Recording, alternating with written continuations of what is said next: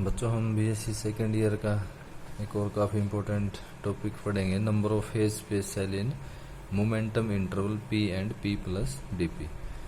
आपको phase space cells का क्या करना है, नंबर काउंट करना है बच्चों मोमेंटम इंटरवल में। तो कैसे करना है उसको देखते हैं एक बार। ये आपके पास डायग्राम है एक, इसके अंदर बच्चों क्या है, हमने दो स्फीयर लिए हैं। एक स्फीयर तो ये वाला है आपका अंदर वाला, ठीक है, और दूसरा जो आपका स्फीयर है वो कौन सा है बच्चों, बार वाला। तो हम क्या करेंगे, इसको क्या मान लिया हमने, सेंटर। तो ओ को सेंटर मान के हमने स्फीयर ड्रा किया है, जिसका पी क्या मान लिया हमने, रेडियस मान लिया, तो ये हो गया। और दूसरा जो हमने स्फीयर, आउटर स्फीयर हमारा, ओ को सेंटर, उसी को ओ को ही यानी कोसेंट्रिक, उसी सेंटर से और यहाँ तक का ये डिस्टेंस, ये क्या हो गया, इसका आउटर का रेडियस हो गया। तो अगर हम ये आउटर वाला रेडियस है, इसमें से इनर वाला रेडियस है जो, यानी कि आउटर सेल है, उसमें से इनर सेल अगर माइनस कर दें यानी घटा दें, तो बच्चों हमारे पास ये स्पेस बच जाएगा, ये जो रेड वाला पोर्शन है ये वाला। तो हमें क्या करना है, इस रेड पोर्शन में जितने number of phase space cell हैं उनको हमें काउंट करना है। उसके लिए हमें फॉर्मूला ड्राइव करना है कि अगर हम ऐसे काउंट करने पड़ जाएं तो क्या फॉर्मूला अप्लाई करें हम। तो देखते हैं बच्चों कैसे करते हैं इसको।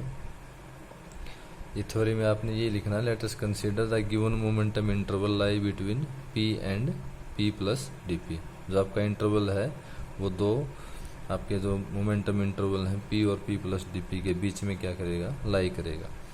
If phase space is divided into cells, अब फेज स्पेस को क्या है, इसके अंदर जितने भी आपके के पास क्या है सेल, फेज स्पेस है जो, उसको हमने छोटे छोटे सेल में क्या करेंगे, डिवाइड करेंगे। Then number of phase space cell in momentum range p and P plus dp. तो हमें इस मोमेंटम जो आपकी रेंज है, इसके अंदर जो आपका ये इंटरवल है, इसके अंदर हमें आप क्या करने हैं, सेल काउंट करने। तो उसके लिए बस आप जो फॉर्मूला होगा वो क्या होगा,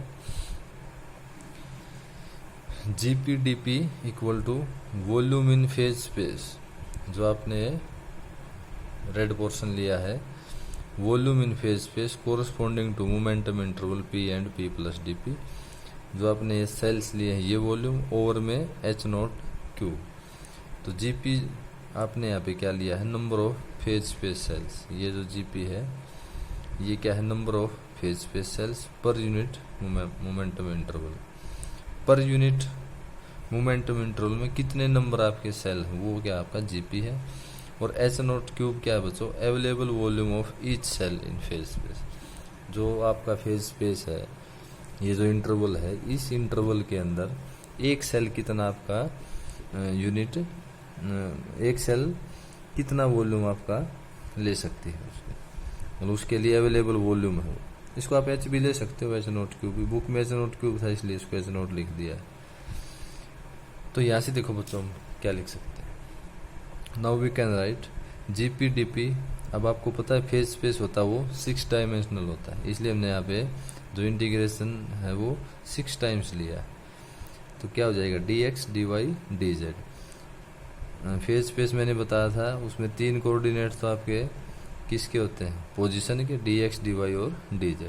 और 3 किसके होते हैं बच्चों, मोमेंटम के, dpx dpy dpz, ओवर में H0Q। अब देखो पोजीशन और मोमेंटम ये एक दूसरे से क्या बच्चों, इंडिपेंडेंट, इसलिए हम इनको अलग भी लिख सकते हैं। तो हमने पोजीशन वाले अलग लिख लिए dx dy dz, और मोमेंटम स्पेस वाले dpx dpy dpz। आप इनको अलग अलग लिख सकते हो। अब बच्चों आप एक बात बताओ, ये तो आप बहुत पहले से पढ़ते आ रहे हो, काफ़ी पहले से, जो dx dy और dz है ये होते हैं ना हमारे, ये आपका पोजीशन कोऑर्डिनेट होता है। तो ये इसके अंदर कोई भी है, ये क्या होती है आपकी x, ये y और ये z। इसके अंदर आपको यहाँ कोई भी पोजीशन पता करनी है तो आपको 3 कोऑर्डिनेट चाहिए होते हैं, dx dy और dz। अगर आप इन तीनों की आपके पास इंफॉर्मेशन है तो आप इस वॉल्यूम का पता लगा सकते हो, या इन तीनों के कॉम्बिनेशन से जो आपके पास कोई चीज़ बन के आएगी तो वो क्या बन के आएगी, वॉल्यूम, क्योंकि 3D में आपको पता है वॉल्यूम होती है। तो हमने क्या कर लिया, जो आपका फर्स्ट इंटीग्रल था dx dy dz, उसकी जगह क्या रख लिया हमने, v, h नोट क्यूब है, ये हमारा क्या है, मोमेंटम स्पेस वाले है, dpx dpy dpz। अब dpx dpy dpz आपसे कोई पूछे तो क्या बताओगे, volume occupied by momentum space in interval p and p plus dp। जो हमने रेड पेन से शेडेड एरिया बना था उसके अंदर का वॉल्यूम है जो मोमेंटम स्पेस ने ऑक्युपाई किया। अब देखो बच्चों, आपके पास दो स्फीयर है, एक तो ये आउटर स्फीयर है, इसका रेडियस कितना है, p प्लस में dp। अगर आउटर वाला जो स्फीयर है उसकी वॉल्यूम में से हम अंदर वाला जो स्फीयर है उसकी वॉल्यूम को माइनस कर दें तो हमारे पास ये शेडेड एरिया बच जाएगा बच्चों। तो वॉल्यूम ऑफ स्फीयर आपको पता है 4/3 पाई आर क्यूब। तो 4/3 पाई, आउटर जो स्फीयर है उसका रेडियस क्या है बच्चों आपका, p प्लस में dp, और r का क्या करना है, हमें क्यूब करना है, तो उसका क्यूब हो गया। माइनस में जो इनर स्फीयर है आपका 4/3 पाई p क्यूब, क्योंकि उसका रेडियस क्या है, p है, तो p का क्या आ जाएगा, क्यूब आ जाएगा। इसको ओपन कर लो, 4/3 a प्लस में b क्यूब का फॉर्मूला आपको पता है बच्चों, a क्यूब प्लस में b क्यूब प्लस में 3a स्क्वायर b प्लस में 3ab स्क्वायर, और माइनस में 4/3 पाई p क्यूब। अब बच्चों 4/3 इधर भी है आपका और इधर भी है, इसको हमने क्या कर लिया, कॉमन निकाल लिया दोनों में से, और पाई भी है आपका तो पाई को भी कॉमन ले लिया। अंदर क्या बच जाएगा आपका, p cube dp cube 3pd square dp plus में 3p dp स्क्वायर माइनस में p क्यूब। p क्यूब से p क्यूब को हमने कैंसिल कर दिया। अब यहाँ पे आपको एक थोड़ी सी बात और देखनी है बच्चों,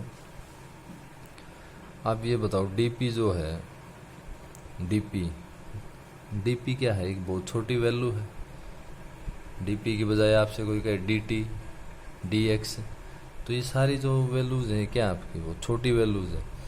अब कोई छोटी टर्म आपकी, आप उसका क्यूब करोगे तो वो तो बहुत छोटी टर्म आएगी आपकी।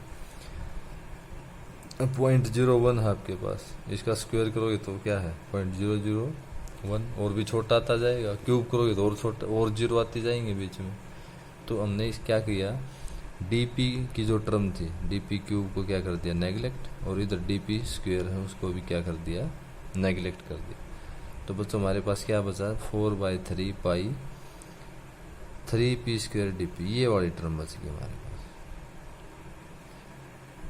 ये लिख लिया हमने 4/3 पाई 3p स्क्वायर dp, ये हमारी इक्वेशन नंबर 2 आ गई। इस इक्वेशन नंबर 2 की जो वैल्यू आई है बच्चों उसको यहाँ पे पुट करो आप, इक्वेशन नंबर 1। तो देखो क्या आ जाएगा आपके पास, v तो हमारे पास था ही ऊपर, नीचे h नोट क्यूब भी था, इनटू में क्या था, triple integration dpx dpy dpz, और उसकी वैल्यू ये हमने निकाल ली। ये क्या आ गई आपकी value, 4 pi p square dp। तो v पहले से ही है 4 pi p square dp by h nought cube. तो ये बच्चों आपके पास फाइनल जो रिजल्ट है वो आ गया आपका, GPDP equal to v 4 pi p square dp over में h नोट क्यूब। इस रिजल्ट का बच्चों आगे आप जो स्टैटिकल फिजिक्स पढ़ोगे उसमें काफ़ी बार यूज होगा, खासकर प्लैंक्स रेडिएशन लॉ में हम इसका डायरेक्ट यूज़ करेंगे। इसलिए ये आर्टिकल आसान आर्टिकल है, ज़्यादा इसमें कोई मुश्किल नहीं है, लेकिन इम्पोर्टेंट है, इसको कर लेना। Thank you.